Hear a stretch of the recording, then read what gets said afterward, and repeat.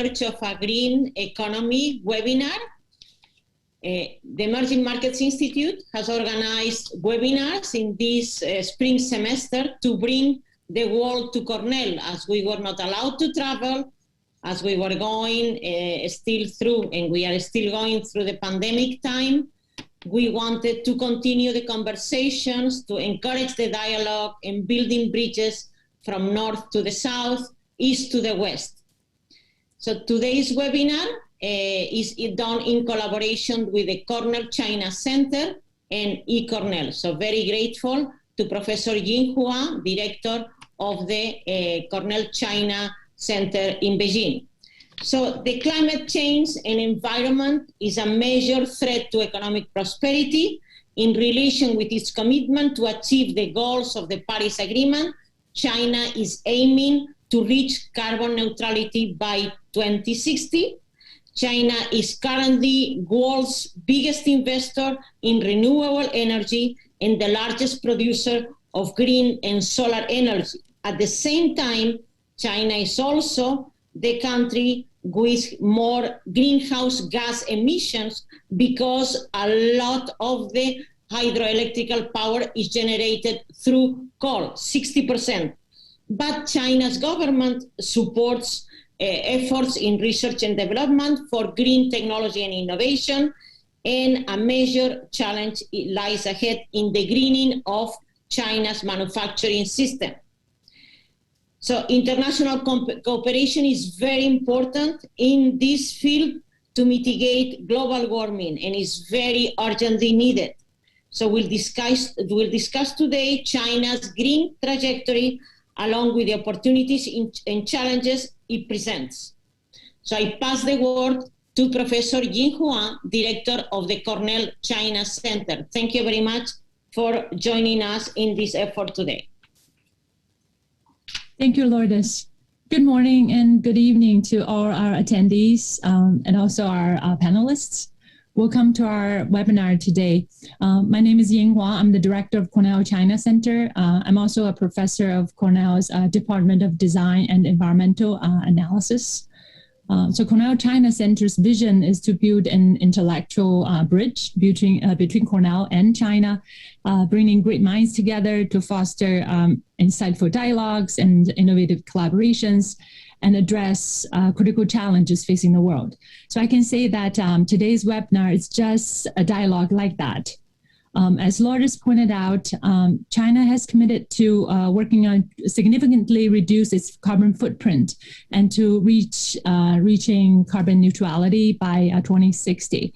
So today in this online session, our panelists will discuss China's green trajectory along with the opportunities and challenges it presents. Now, allow me to very briefly introduce our speakers.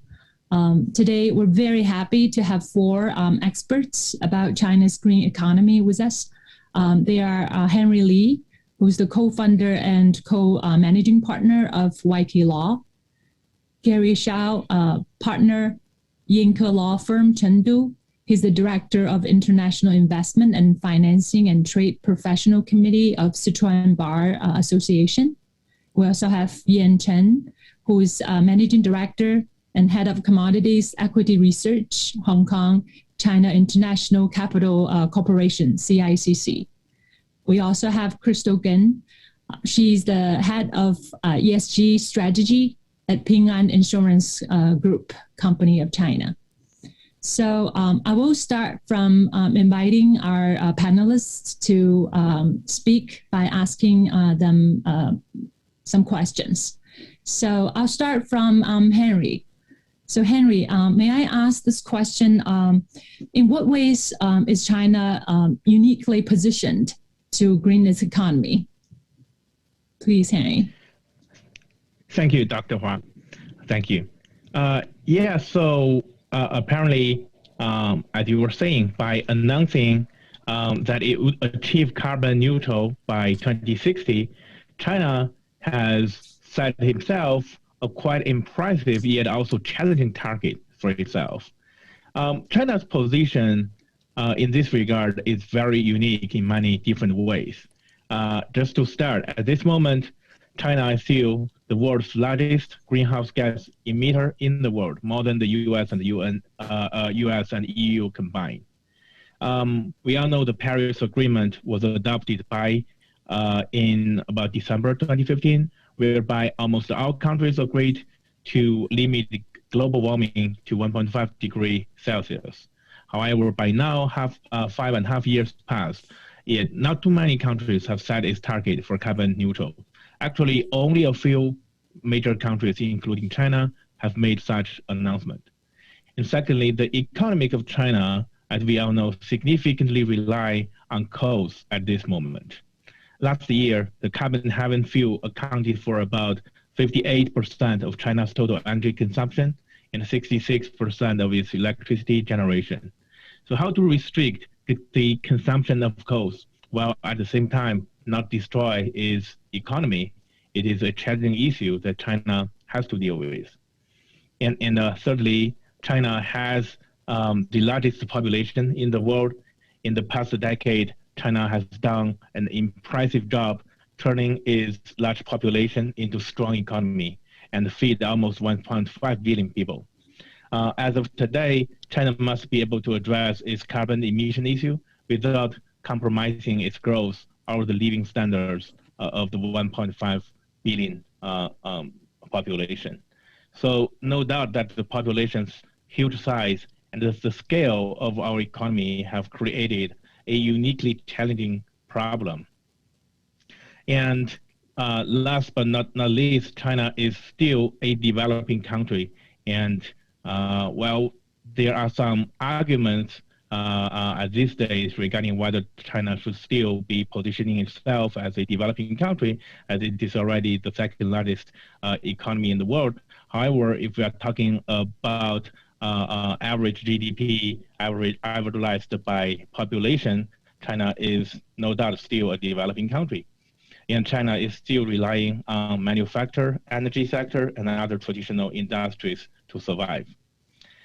In 1900, while the U.S. and other major economies in the world have completed its industrial revolution, China was still an agricultural country.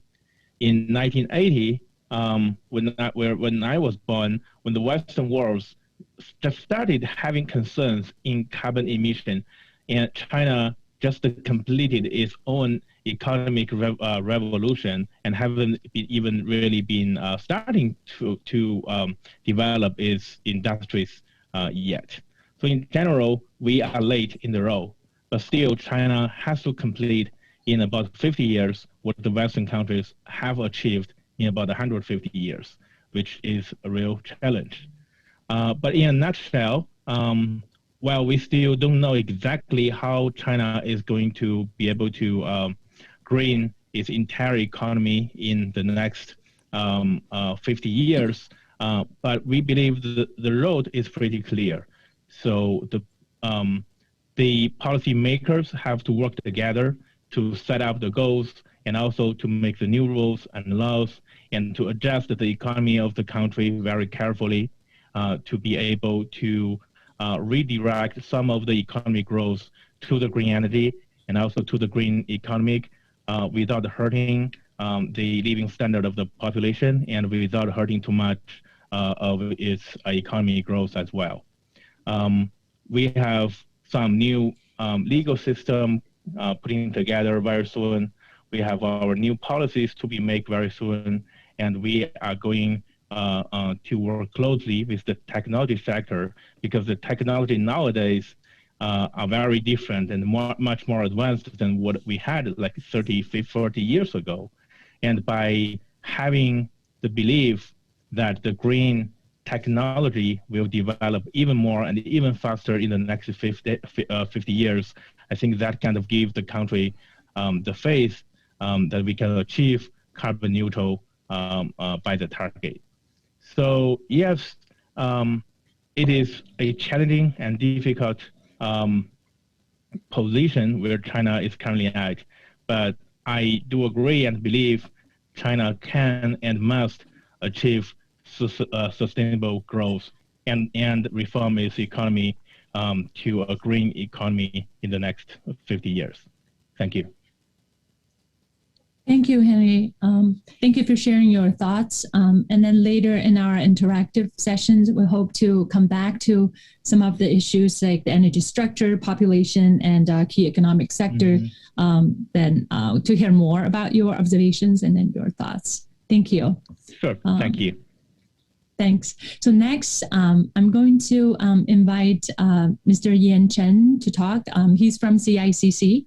So Mr. Chen, my first question for you is, so today we're focusing on carbon emission, carbon footprint when talking about green economy.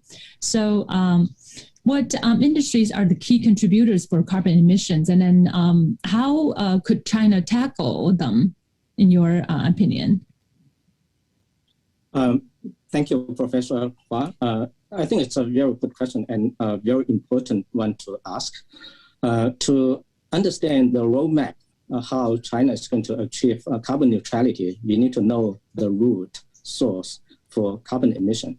We did exactly that in our recent report on carbon economics, which we just wrote. In this report, we analyzed the source of carbon emission. The easy answer for that is that 90% of all the carbon produced in China is coming from the energy sector. So turning our energy sector into a green sector is very, very critical for us to achieve carbon neutrality. But carbon energy consumption is a very broad concept. So we further break it down into more detailed breakdown. So if you look at carbon consumption, energy consumption, then there are three ways to look into it. The first sector is electricity. So electricity accounts for roughly 39% of all the carbon produced in China. So electricity, particularly the coal-fired plant, are the main source of carbon emission in China. So tackling this issue is very critical. So that's the first subsector under energy consumption. The second one is industrial sector. In the industrial sector, we include sectors like steel, cement, chemicals, non-ferrous metals. All this together account for roughly 36% of carbon emission in China. But there is some double counting between this one and electricity because some production of some metals and materials actually consume electricity. So if you net it out, probably it's somewhere around 30%-ish. And our analysis shows that the more electricity the production of commodity use, the easier is for it to achieve carbon neutrality. There are some sectors like cement production, for example, that's very difficult to achieve carbon neutrality because 2/3 of the carbon emission coming from cement production is actually from burning limestone to produce cement. So as long as your raw materials is still limestone, then this part of the carbon emission is very, very difficult to cut. So cement is probably the main challenge for not just for China, but globally for the cement sector, how to tackle the issue. And unfortunately, cement sector in our calculation account for probably close to 1.4 billion tons of carbon emission in China. In the context of total emission in China of around 9.8 billion tons. So the ones that use more electricity for the production of materials is actually easier to achieve carbon neutrality because we think by 2060, almost all of our electricity can be turned into green electricity. We have the technology and we are on the way to achieve that. And the third subsector under the energy consumption is transportation. That would include aviation, land-based transportation, and also shipping. All this together would account for around 10% of carbon emission.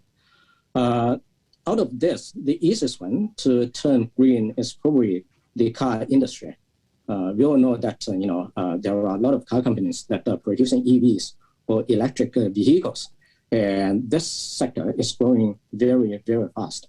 And we think the rapid growth of this industry would help to reduce a lot of our land-based carbon emission from transportation. But the one with a major challenge is aviation. In probably quite a long while, it's very difficult to imagine that our planes can be flown on energy source like hydrogen. I know that there was some experiment going on there, but it's just that it's still way too early or way too expensive to say it's a mainstream technology. So I think we know the source of the carbon emission, and we are working on that. Right now, the government is doing a consultation with different industry bodies, and I believe that there would be more execution plans that's going to be published in the next couple of quarters or years. It's an ongoing project, but we are on top of it. Thank you, Yin. So you talked about electricity and to give us a quite optimistic outlook about the future of green power. Can we talk a little bit more about energy sources? Because fossil fuel, because earlier Henry also pointed out the coal consumption is actually a huge contribution to the carbon emissions. So fossil fuel are still a very big part of China's energy source. Could you talk about how can China reduce its dependence on fossil fuel?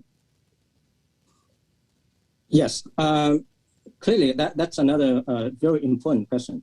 Right now in China, fossil fuel probably account for about 84% of energy consumption in China.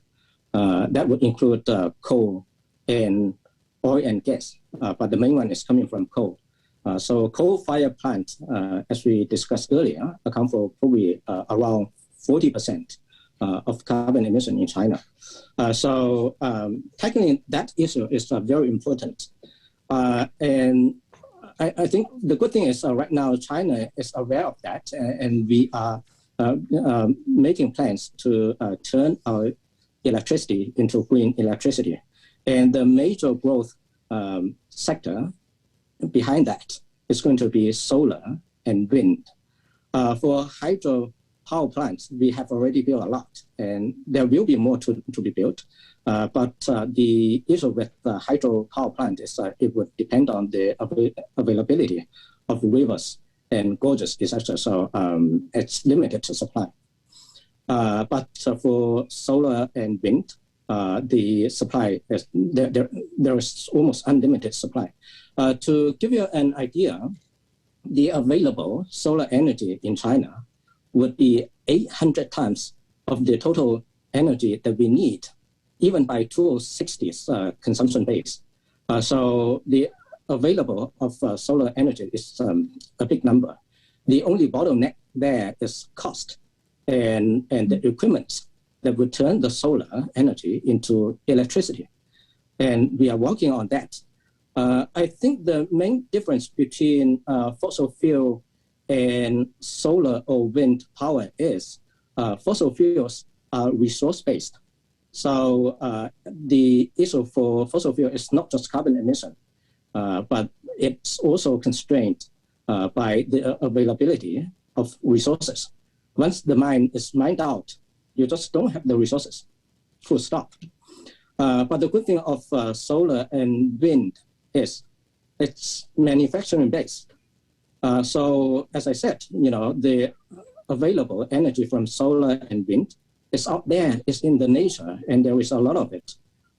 Solar energy is 800 times of our annual consumption, and wind power is 3 times of all of our energy needed. So there is a lot of it.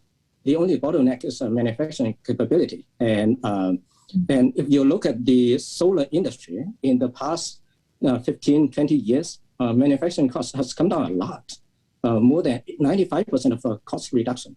And we think we are still on the road to further cost cut. And right now there are already some solar power farms that are producing electricity at lower cost than coal-fired plants. And it won't be long before the whole industry to be cost competitive against the fossil fuel industry. So I think China, the good thing about the whole system is that once it's manufacturing based, then a lot of it is controllable. And China, in a way, is very good at manufacturing. So we turn the problem from resource-based into a manufacturing-based technology. And once we get to further technology breakthrough and cost is on the way down, scale is on the way up, then the problem become a solvable problem. So what would you say China's total energy consumption would look like on its way to carbon neutrality? Could you briefly comment? Yeah, sure. Henry briefly talked about this point earlier as well. Right now, we are still in developing country. So it's very, very difficult to imagine China's energy consumption will suddenly go down. And in the way that in that sense, I do think we are still going to need more energy for our GDP growth. China's GDP growth in most likely cases is going to grow at compound growth rate probably at 5% or thereabout for quite a long time. So I think our energy consumption would still be on the way up. But the CAGR growth rate is going to be a lot lower than before. We think if our GDP growth is somewhere around 5% or plus or minus, then we think our energy consumption growth would be in low single digit growth in the next probably quite a long while, maybe in the next couple of decades. But the GDP growth per capita is going to be much higher than our energy consumption per capita. Thanks, Yan. This also make me feel very curious about the report that you earlier mentioned, the report on carbon economics. And so I'm sure right now in the audience, you guys, all the people who are listening have a lot of questions. So hopefully we'll come back to some of these critical issues during the interactive session. So next, I'd like to invite Ms. Crystal Gen. She's an ESG expert from Ping An Insurance. So Crystal, may I ask, how should Chinese financial institutes react to this national net zero goal? What's the challenges and some opportunities that you see? Hi, Professor Ying. Thanks for this question. Actually, after the President Xi has announced the ambitious, impressive national goal, almost all industry is thinking how should they react to the net zero goal. Actually, when we for a financial institution, for Ping An, we are insurance plus investment and plus technology. When we talk about this, a lot of the media, mostly is the media from overseas and investors from overseas. They are asking us, when are you going to react? Especially they will ask, when are you going to cut all your investment on thermal power? And they expect us to eliminate thermal power generation investment immediately. However, we do believe for Chinese financial institution, the thing is not that simple. Because as other panelists has all mentioned, China is largely depending on thermal power. It's like we are still like half of the whole power generation is from thermal power, because it's the most efficient way. And when we talk about climate change, we do believe we should also consider energy safety, energy supply, and also social stability, right? So I do believe both those topics should be guaranteed. We cannot, we are not only for climate change, we also consider other things.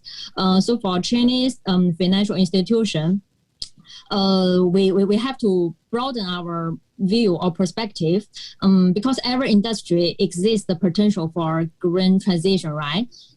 Especially the industry with more emissions, such as thermal power. So for us, we believe the role is definitely not to cutting or eliminating financing support to the high emission industries, but also to support their transition. We should provide them more money and resources for them to do the transformation. But however, we should develop more mechanism and principles to make our financial support more precisely matched with the green needs, such as maybe previously when you are going to providing the financial support to a group, we just provide a loan to a whole group. But now, start from right now, if we are going to give a loan or other investment to kind of power generation, we should see whether it is the thermal power or it's a kind of renewable power. Because in China, if you talk about power generation, I mean, this sector is very centralized in some SOEs. I mean, both renewable or non-renewable power generation are within the same company, right? Such as the 5 Energy Group. They are the very big players in China. So all the things I have to mention is we have to be more clever to provide the financial support to them, but not to cut immediately.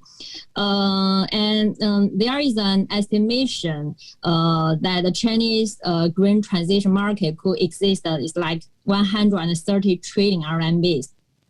So the market is very big. And we will see more capital and also diverse ESG or green financial products emerging in Chinese market, and also maybe flow from overseas market into China. And I want to add something. In Ping An, we have just announced our next 5 years green finance target to respond to the national's the fourth 5-year plan. Ping An has committed. We just announced this target in the Earth Day. We commit an increase of more than 20% of green investment and green loan, and eventually to achieve 400 billion RMB by 2025. Besides, we are also targeting our green insurance premium to be 200 billion by that time, which is 2 years later.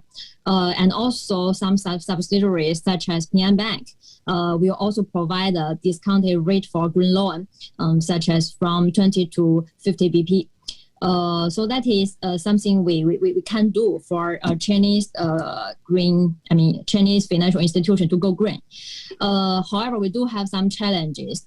I will separate into 2 aspects. The first is regarding the investment opportunities.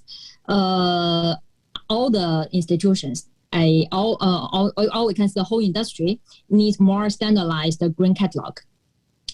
The green catalog, if we talk about this, for a few years ago, I mean, green finance is not a new thing for Chinese financial institutions. We have been involved in green finance for decades, right? However, I mean, the first generation of green finance, can you hear me? Okay. Yes. I'm good, right? Okay. I mean, the first generation of green finance is more into environmental protection, such as the air pollution and also water pollution. However, now this generation of green finance is more, it's aimed to tackle the carbon emission, the climate change, this topic. So we have to update our green catalog. This is very important. Even for some of our subsidiaries, because I have been talking with different subsidiaries, like 15 subsidiaries regarding investment. Some of them, the mindset about green finance is still, environmental protection. Okay, we have done something. So they have to update their green catalog. Because this green transition is more broader, it's no longer environmental protection. It will be a transition for almost all business and industrial activities. Then another challenge is about risk management. To do the I mean, if we talk about the climate change risk, right? I think everyone will be very familiar about TCFD framework, right? TCFD is a kind of framework to encourage financial institutions to do the scientific climate change risk analysis and to set the scientific targets under the analysis. However, to do this kind of planning and modeling on our assets and then to provide advice to our asset allocation is very hard because we are lack of a lot of the useful models and the data. So the institutions, we do believe we should start to do the scenario analysis right now to check, to have a look of how the climate change risk how the kind of risk will influence their portfolio in maybe 10, 15, 20, 30, and even 50 years, even though the methodology and the data is not that ready and mature. Because if we are talk about this topic, right, it will be 30 to 50 years. It's very long. So the simulation should be dynamic. So we shouldn't wait until a very systematic methodology is here. We shouldn't wait. We should start to do the simulation right now, even though it is not mature. I do suggest that ourselves, I mean, every financial institution in China to do it. Surely, after more and more people is investing their resources to do the simulation, there will be more widely accepted model and valid data. So that we could redesign our asset allocation as the time goes. Yes. Thank you, Crystal, for sharing the great insights about opportunities and challenges. I think you also pointed out, so in China, a green economy, environmental protection, sustainability, these are not new keywords, but how different in this round? I'm sure in the audience, we'll also have questions about how the national level commitment makes the difference in the both the effort and strategy and the action plan. And also it's encouraging to see that Ping An is making this commitment and also started to have actually influence on peer financial institutions. I also know that Ping An is also very keen in collaborating with universities. So now I'm asking a question from a Cornell's angle. What type of research do we need universities to conduct to be most helpful for China's search for the effective strategies and reach the green economy goal? Can you share your thoughts on this?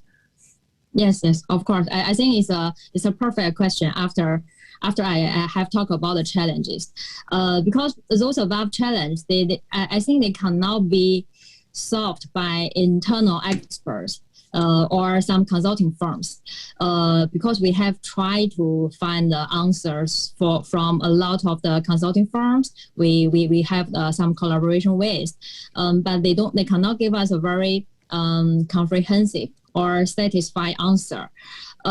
Because it's a very comprehensive topic, right? In terms of maybe macro and microeconomics, some financial analysis and modeling, and also, it is highly dependent on a lot of green innovations on science and technology.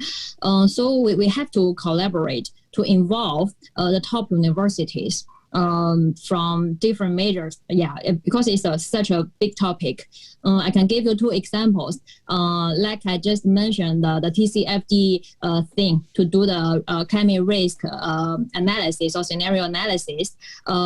We really don't have those models, even though we are an insurance company. So a lot of people think an insurance company have the fantastic models on scenario analysis. No, it is totally different. So we don't have it, right? And then the consulting firms we are asking, they also don't have it. So now we are working very closely with Imperial College London and also Tsinghua University in China on this topic. Because just as I mentioned, there are a lot of models, but none of it is perfect. So we try to collaborate with more universities to see. I mean, maybe we can choose the middle answers from both models, or maybe more models. Yeah, we do believe it's a good starting point. Another one, I mean, example maybe is on green opportunities, because I'm always talking from risk management and green investment opportunities. In this area, we do believe the most promising area or the key area we should looking at is carbon capture or carbon absorber, right? Because for me and for some of my bosses, they will ask, okay, if we are going to use renewable energy, or but we are coming to the low carbon, right? But if there is no carbon capture, how could we go to net zero? So they are very interested in this area. It's called carbon capture, but we do believe there are more and more research or innovations should come in to lower the cost. Otherwise, it's a kind of idea. It's just an idea. It cannot call a project or a sector, right? So yeah, all in all, we have to collaborate very closely with universities or other academic institutions because climate change is a giant topic or target. Yeah. Thank you, Crystal. I'd also want to like to mention both EMI, the institute that Lourdes leads, the Emerging Economy Market Institute, and then Cornell China Center were both committed to supporting, facilitating such collaborative research. And really, as you said, we want to focus on the impact, the outcome and impact, not just some ideas and throw around some concepts. Thank you for pointing that out. So next, let me invite our last but not least speaker, Mr. Gary Shao, to talk. And he's partner at Yingke Law Firm based in Chengdu. So Mr. Shao, may I ask a couple of questions? So the first question I want to ask is, how do you see China building the decarbonization, the reduction of greenhouse gas emissions into its 14th five-year plan? Could you comment on this? Okay, thank you. The Chinese government has announced the target of reaching Chinese carbon emission peak by 2030 and eventually achieving carbon neutrality at 2060. This is a very exciting goal for China, and it's a great promise to the world. In 2005, Chinese President Xi Jinping said that clear waters and green mountains are silver and gold. We, the ordinary people, can breathe the cleaner and sweeter water now. I'm in the Panda's hometown, Sichuan province. The local government, Mianzhou City, has shut down more than 30 polluting minor factories and phosphating plants in the mountains in order to let water clean and sky blue. The government is building a national giant panda park where we have found many pandas and other rare animals. I provide to the government with the legal advice. So this is a great opportunity for Chinese. Okay, thank you. Thank you. I'm sure later on when answering the audience questions, we'll have more opportunity to elaborate on some of the topics. And the next question to you, Mr. Shao, is this is also something that earlier Crystal pointed out already about like how different is this round? So the question is, what makes China's latest plans for a greener economy different from previous efforts? Could you share your thoughts with us? In my opinion, first, the Chinese government has paid great attention to the green economy and improve the green fiscal system and enhance the performance of fiscal funds in ecological and environmental protection, and shift the emphasis of its financial contribution and subsidies from environmentally detrimental industries to foster more eco-friendly and sustaining technologies and manufacturers. Second, the government will continue to promote the reform of green tax system. The system of green tax will be used as instrument to encourage industries and enterprises to voluntarily improve their ways of production and living. The third, the enforcement efforts by the Chinese government is unprecedented. So far as I know, many laws and regulations have been passed. Some environmental offenses are punished with criminal crimes. Some industries have been shut down because they fail to meet the environment criteria according to the law. As a Chinese lawyer, I specialize in foreign legal affairs. When we help our Chinese companies to invest all over the world or issue due diligence report from our client. For example, I'm helping a Chinese company to buy hydropower plant in the Republic of Georgia. We pay close attention to the environment impact. We told the Chinese companies that environment can decide the success or failure of the project, because we not only aim to improve and protect the environment of China, but also the environment of the whole world, because we are one world. Thank you. Thank you, Gary. Thank you to all of our speakers. Actually, this is a very unique group of experts from law, from insurance, and from investment for sharing your insights. So at this point, we just passed the halfway through our webinar. And then I think I can just continue to ask questions to satisfy my own curiosity. We should start the interactive session of this webinar. So let me hand the floor to David Wu to moderate our interactive session. David, let me very briefly introduce him. David is a member of the EMBA Metro New York class of 2021 and is an EMI fellow at the Emerging Markets Institute. He's an attorney by profession, specialized in business litigation and estate planning. David, you have the floor. Thank you so much, Professor Hua. And good morning, everyone in North America, and also good evening, everyone in Asia. So I'll go right to the questions. The first question will be from Mr. Henry Lee. Question for you, sir, is in your opening statements, you touched upon some of the new legal developments and frameworks with regard to green technology in China. Do you mind just expanding a little bit on those legal developments or challenges you see?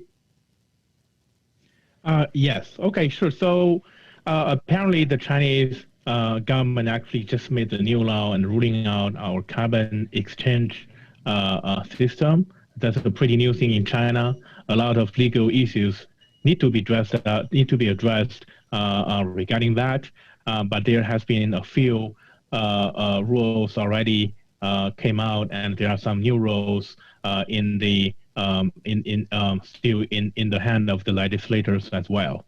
And out of that as well, I think more legal making process is in place to encourage the development of the green economy. That includes a lot of different subsidies and incentive policies to the green economy, and that includes tax incentive as well, cash subsidy, and also technology support to companies changing their way of energy consumption and changing the way of their development of their own industry as well. And another great part of it is the more traditional track of the environmental protection laws, which were in place in China from a long time ago, but was not that strictly implemented in the past. And in the past few years, due to the pollution and also environmental considerations, more and more local rules have been implemented, and the environmental protection laws in China are being more strictly observed and implemented as well. We do see, but still, the current legal system on environmental protection comparing to the Western world in China is still too high level, is still too general. We believe more detailed rules, especially localized rules and legal interpretations of those rules needs to be put in place, and because the whole point of achieving such an aggressive goal in about 40-50 years is to be able to carefully influence and also adjust the economy by collaboration between policymakers and legislation, and to be able to precisely control how the economy should be changed and how the development of the economy can continue without increasing more carbon emission. Great, thanks so much, Mr. Li. Sure. And the next question will be from Mr. Gary Xiao. So the question is, right now with China both focusing on its economic growth and also the growth of its green initiatives and policies, where do you see the balance of those two forces? And do you think is there a win-win situation for a clear balance of those two forces in the country?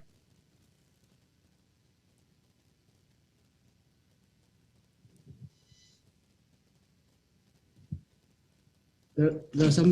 Will you please repeat again? Yes, sorry. Yeah. So the question is, so with China focusing on its own economic growth in the country, while also focusing on green initiatives in the country as well, where do you see do you see a clash of those two forces, and do you see is there a balance of those two forces, so both policy can go forward? So I think we must make the balance. On the one hand, we must develop economy. On the other hand, we must pay a great attention to the environment. So the government made the policies, ask us to develop the green development, carry out the green development. So the government has made a lot of laws and regulations to conduct the ordinary people's conduct, ask us to, on the other hand, enjoy life, on the other hand, working peacefully, ecologically, and economy. Okay, thank you.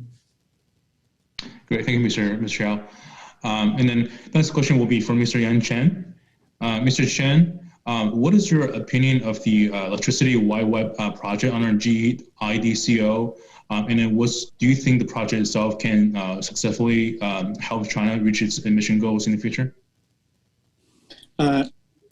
Thank you, David. And it's a great question. In China's effort to achieve its carbon neutrality, I don't think we can do it on our own.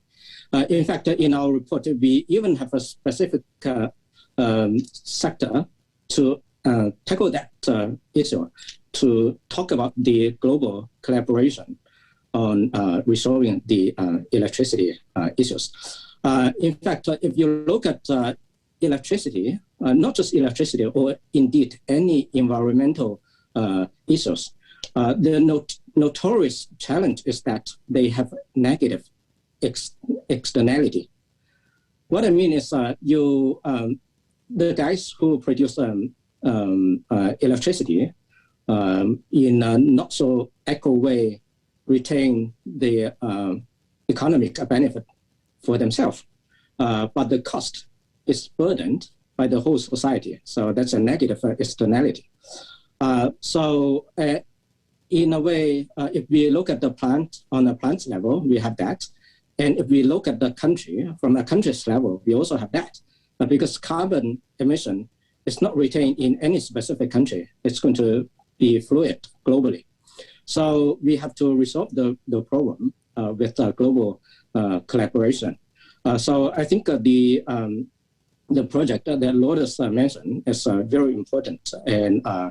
And China right now is very committed to achieve the carbon neutrality by 2060. Think of it, it's not easy, okay? Because we promised to be reaching our carbon peak by 2030, and we will reach carbon neutrality by 2060. We only have 30 years to achieve that. But other developed countries like Europe have already passed the carbon peak. And US has already passed that as well. So they have anywhere between 50 to 70 years to reach carbon neutrality, and we only have 30 years. So it's a very serious commitment for us. And for that, we are happy to collaborate with other countries, and we need the help as well. So I think it's a very important topic, and it will be an ongoing project for both China and our other countries that are working on that. Great, thanks so much, Mr. Chen. And the next question, I'll turn to Ms. Crystal Gung. So thank you so much for your insight on the ESG initiatives in China in the past few years. As green funds become more popular in China, what do you see? How does the Chinese retail investors, how do they view these investments? Do they view them more as a opportunity or more risky than other traditional funds and investments? I do believe currently, because we do need some time to improve the awareness for the fund manager at this time being. So I can see currently is like, I can roughly give you a number. Half of the fund manager, they think green economy or ESG is positive. However, the rest is not. But luckily we have the national target start from this year. So some of the people who is holding a negative opinion has changed into positive. However, they just cannot figure out how to make it positive in a real return, because they will believe, okay, the government is encouraging the whole nation to do this. They feel very optimistic of this trend. So they believe this kind of ESG fund or green fund will have kind of alpha, right? However, in reality, we haven't seen, the actual numbers, which means the ESG fund or the green fund give us a very wonderful alpha or the returns right now. So we do believe we still need some time, because as we have mentioned, China has just announced the national target last year, right? So it should be a very systematic planning from the national level to province and then to different maybe regions or cities. So after every regions or industries have the clear kind of regulations or breakdowns from the central, they will have a more clear plan in terms of the business strategy. Then the financial industry or the fund manager, they can get more information regarding whether the corporates or the industry is going to change green, whether the industry has more opportunity than risk compared with other industry. After all this planning is there, the analyst or the fund manager can get more information, and then they can make more, systematic or more scientific financial products based on those information. Then we can see the positive returns from ESG or green funds on the market. Got it. Thank you. Thank you, Kristen. That's very helpful. I think we have some more time, so I think we do have another question for Mr. Henry Lee. The question for you, Mr. Lee, is that do you, as an attorney in both China and U.S., what do you see as opportunities or challenges facing green technology firms uniquely in China, or those Chinese tech companies who specialize in those specialties abroad? Well, I mean, so green economy companies is rather a broader concept, but that includes apparently manufacturers of solar panels, manufacturer of green energy supplies and equipment. That also includes technology owners. That also includes R&D institutions, all those type of business and enterprises. So I do agree, as quite a few of our speakers have mentioned, that the carbon neutral and the restriction of greenhouse emission is a global goal, as we're saying in the Paris Agreement. So it is essentially something all human beings will need to work together and collaborate in order to achieve that goal. But still, as of this moment, we do see some issues between those kind of international collaborations, especially between China and the U.S., which are the two major economies in the world. So at this moment, China is more the role of China is more like the supplier, more like the manufacturer production capacity of all those equipment, material, and accessories that are required to develop a green economy. Solar panels, batteries, and wind farm equipment, all those kind of stuff. They are currently being manufactured in China and being supplied to worldwide. The trade war has apparently hurt that industry pretty much. So that industry is something like everyone believes it should continue growing. Everyone believes the industry should continue obtaining more incentive to grow, so they are able to provide as enough equipment as possible and at low cost, as lower cost as possible, so the green economy and green energy can continue to grow worldwide. However, because of all those trade wars and the dispute between the two countries, there has been anti-dumping case, there has been antitrust case as well against the Chinese manufacturers, which is not destroying, but definitely hurting the industry, which is something will be in the long run hurting the hurting like the whole world achieving that carbon neutral goal. But on the other hand, is the technology side. So as I mentioned and a few other speakers mentioned as well, it's super difficult for us to achieve the carbon neutral goal, not only for China, but also for EU or for the US, to achieve that in the next 30, 40, even 50 years based on the current technology.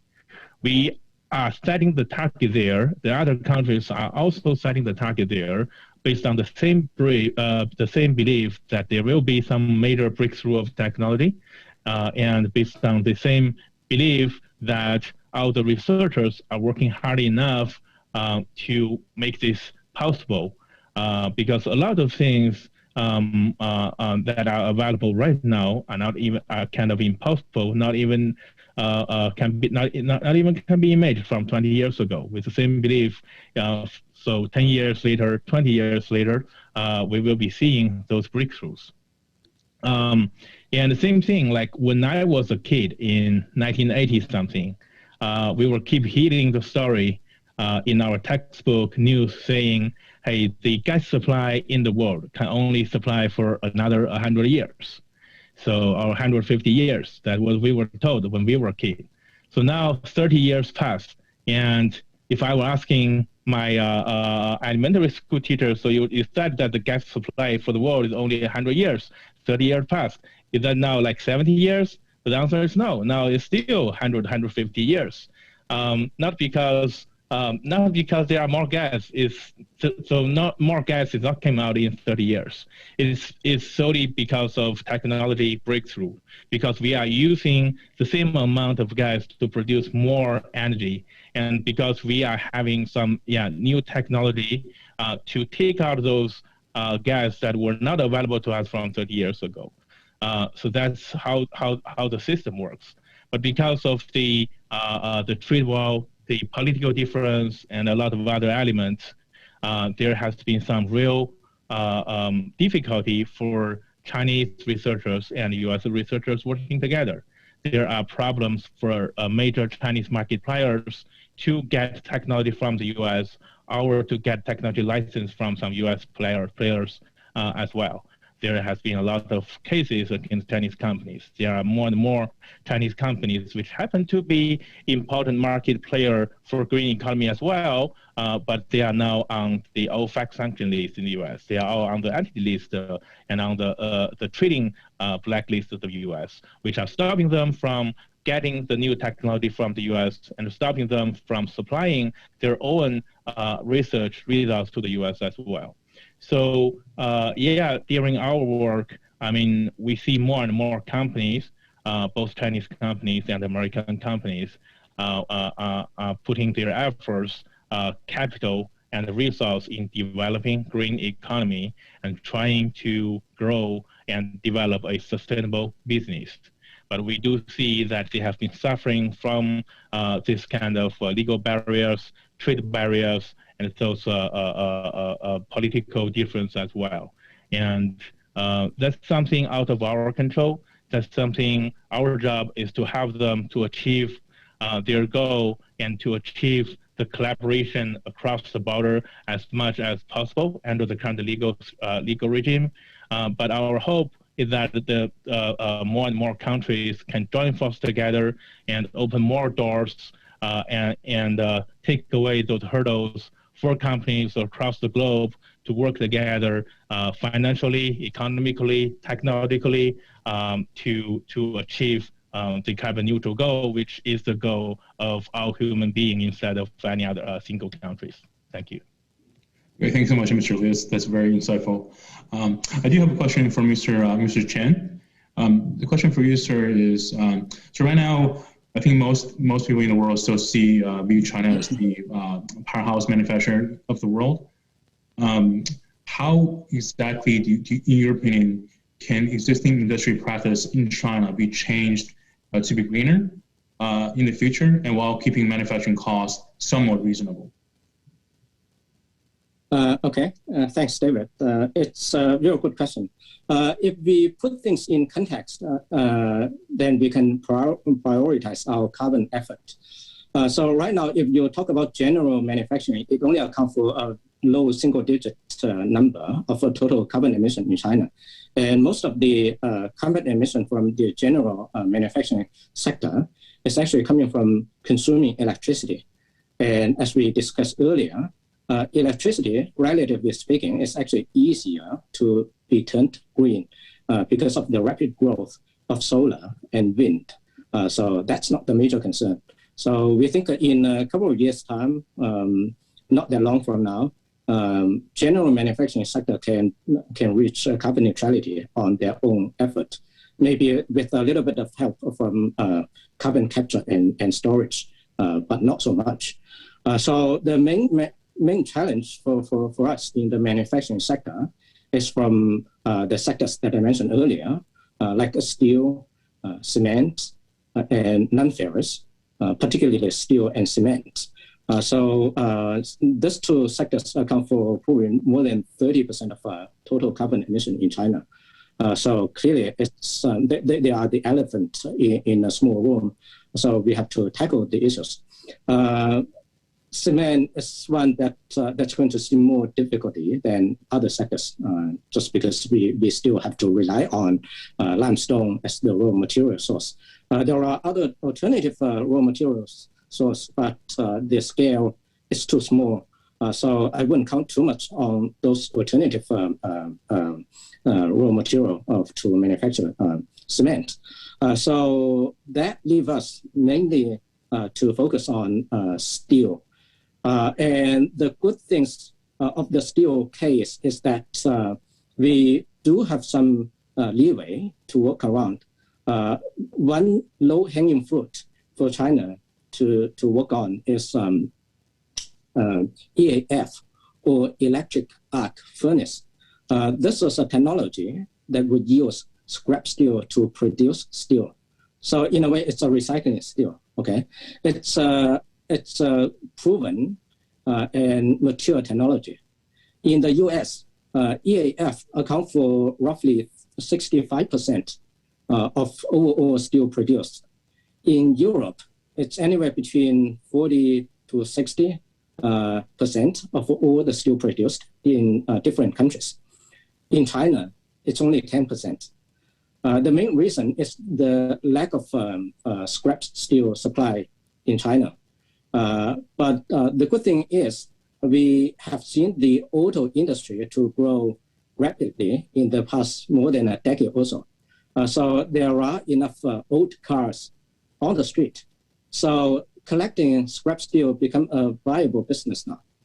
And I do think the government is aware of the benefit of using EAF to produce steel. In fact, the benefit is not just on carbon, but also on other environmental front. For example, for the reduction of SOx, NOx, or dust, the reduction is like 90 to 95% compared with conventional blast furnace. So the environmental and carbon benefit is clear. So what is lacking is a government policy direction. So once the government launch a new set of rules and encouraging people to collect more scrap steels, then building EAF itself is not that capital intensive, and the technology is out there. So I do think this sector is going to grow and grow very, very rapidly. To give you an idea, to produce 1 ton of steel from EAF, the carbon emission is only 0.4 tons compared with 1.7 tons of steel produced from the traditional blast furnace, which use iron ore and coking coal to produce. So that's the environmental benefit. Another benefit for China specifically is to reduce the dependence on our import of iron ore and coking coal. Right now, China's import of iron ore account for more than 80% of our iron ore needed. So clearly, the domestic resources is not it's far from enough for our need. So recycling steel is a low-hanging fruit, and we are going to see not just environmental but also economic benefit. Great, thank you, Mr. Chen. I do have a follow-up question for you. Earlier, you had discussed the emergence of EV vehicles, electric vehicles in China. Do you see electric vehicles become a more focus of the Chinese government within the next 5 years in the country? Yes. In fact, it has been the focus for the government for a couple of years already. But in the past couple of years, I would say they are under target because of economic challenges every now and then of the overall macro environment. So we are still working on that, and I do think our EV industry is going to grow pretty fast in the next couple of years as well. Our auto team has forecast that in the next couple of years, the EV market is going to grow more than 30% a year. In the best case, it could be even higher. So the benefit of EV is clear. We are going to cut carbon, and we are going to just turn the dependence on oil into dependence on electricity.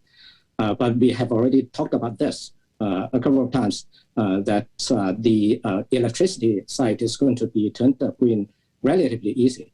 So in a way, turning EV, the dependence of the auto industry on oil into electricity is like making the issues resource-based issues into manufacturing-based issues, because solar and wind bottleneck is mainly manufacturing capability and manufacturing cost, and that one is controllable. Got it, Mr. Chen. That's very helpful.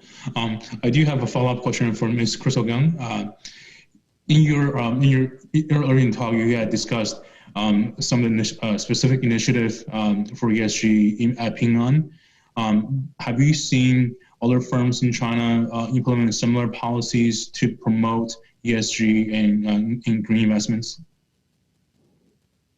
Yes, actually there are a lot. We can separate, the kind of corporations into two parts. The first is financial institutions or the asset managers. As we all know, I think a lot of the audience may have heard of, let's say, Jiashi and E-Fund. This kind of asset manager, they have been very actively in ESG analysts, and also they have built up their internal kind of ESG rating framework, and they are designing, or they have a ESG themed, fund or other kind of financial products already. So all these financial, institutions, they are actually not only do the commitment, but also they are doing the actual things. Which is kind of reflection from the market. Yes, we have the real needs from the market right now. Apart from financial institution, we also have the industrial players, right?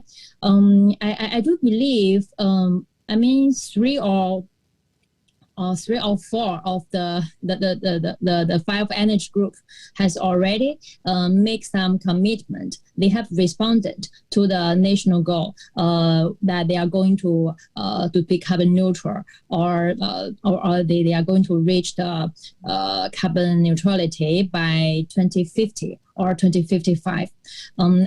This kind of industrial player, they have to do this kind of commitment. And also for some, such as tech firms, the Ant Financial, they have just announced they are going to be carbon neutral by 2030, which is this carbon neutral is not on portfolio level, but on their operation level. So all these kind of players, from different industries, they have made a kind of commitment on this topic. Thank you, Christian. As a follow-up question to that, I guess just in your opinion, where do you see ESG integration in China in 5 years?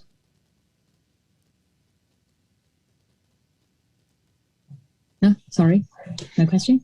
Yeah, so where do you see ESG, more on a broader issue, where do you see ESG integration in green belt, in green investments in China within 5 years? Do you think it's going to become more acceptable, more prevalent in the country? Yes, I think of course it will. And a lot of the regulators previously don't have the clear attitude, or they don't have the compulsory regulation before. But starting from this year, we have already seen CSRC has announced the kind of revisement of the disclosure framework for listed corporates. So after this, I do believe Shenzhen or Shanghai Stock Exchange, they are going to publish their compulsory regulations towards ESG or green.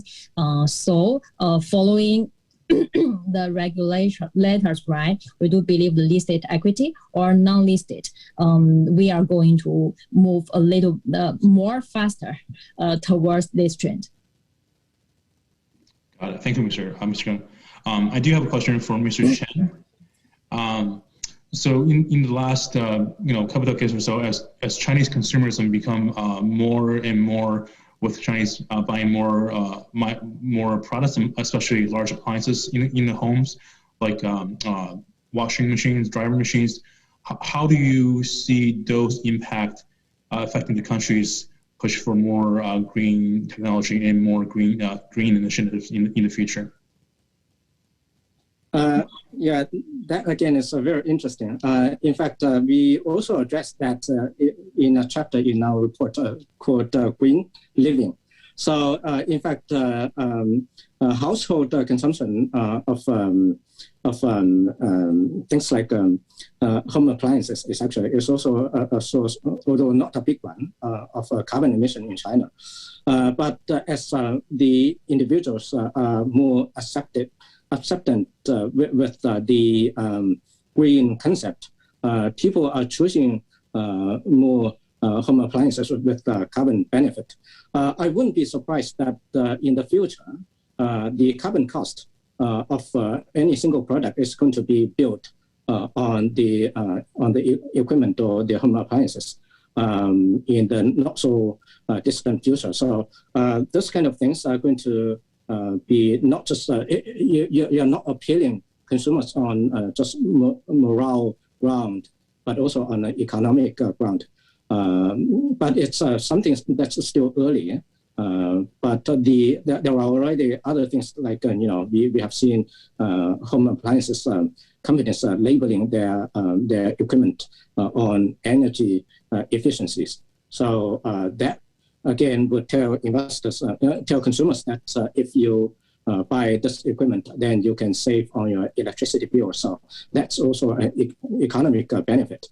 So we start to see things like that, and on other green living concepts, like EV is also part of it, and home appliances is a part of it. And so all the dots are becoming emerging, and it's going to be wider and wider, not just economic, but also social phenomenon in the future. Great, thank you, Mr. Chen. I think that's I think that's all the time we have for questions today. Then I will, with that said, I will pass the floor back to Professor Hua and Professor Casanova. But thank you everyone for your insightful answer. It was very insightful. Thank you so much. Yeah, thank you very much. A very interesting conversation. Very interesting comments and insights that are very useful and important, not only for China, but for the world. At EMI, we have been following very closely State Grid Corporation of China, the biggest electricity company in the world by very far. And we have been following, that's why the question about JADECO. So the China's strategy is to interconnect the world. And while other countries are looking for small grids, China is going for the big grid, and State Grid is investing all over the world, in Europe, Latin America, and of course, all over Asia. So many things happening in the next years.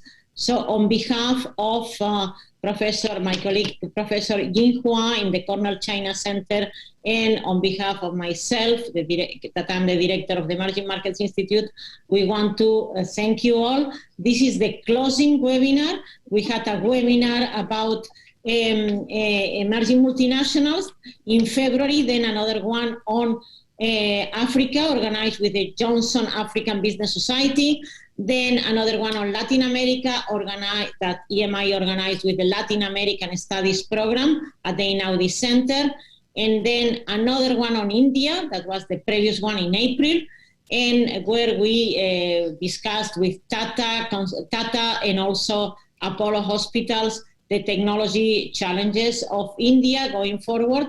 And today, I thought both the country, China, the second biggest economy in the world, and the theme that is one of the most important societal challenges for the world in the next 30 years, so could not be more important.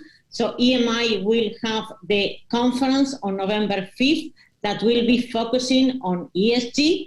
So I will call you all to contribute to the conversation at that moment on November 5th at Cornell Tech Campus in Roosevelt Island. So looking forward to continuing the conversation then. And before, David, Crystal, Henry, Gary, Jan, and of course, Ying, thank you very, very much for a great conversation. Thank you also to the eKernel team. We had another team, also Daniel Dos Anjos and Mark Giger, who were in another webinar for the China audience. So thank you all. It has been a tremendous team effort, and very grateful because it has been a very interesting conversation. Thank you very much. Ying? Thank you. Yeah, thank you very much. It's an intriguing dialogue. Thank you very much. Thank you. Thank you. Thank you. Thank you.